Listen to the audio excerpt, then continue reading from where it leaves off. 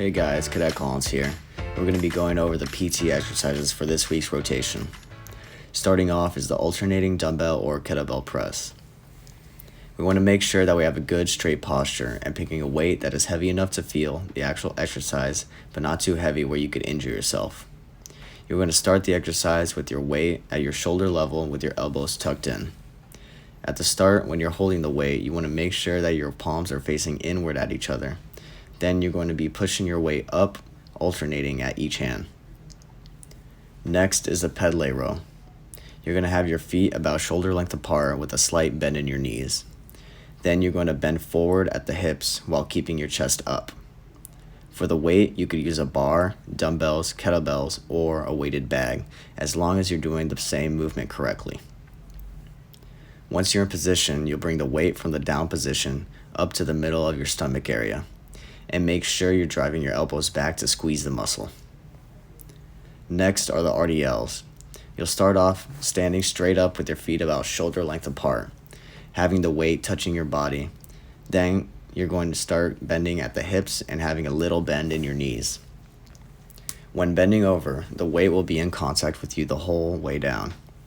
Once the weight has gone to the mid-shin area, you will then start standing straight back up. Make sure when you're doing this movement that your back stays flat with no bend. The only bend there should be is at the hips. Next exercise is the dumbbell, kettlebell, or power plate row. You're going to need to find a place where you can put a hand at to help stabilize yourself. The leg opposite from the hand you are lifting will also be helping you stabilize and keep balance. When in position, you'll pull the weight up to the bottom of your chest, then back down. Next are the box jumps. You'll start off close to your box, then you'll jump onto the box, landing into a squat. Then you'll stand back up, get off the box, and do it again. You'll also want to use your arms as momentum to help your jump. Next are the squat jumps. You'll start off by having your feet about shoulder length apart, then bring your weight up and close to your chest.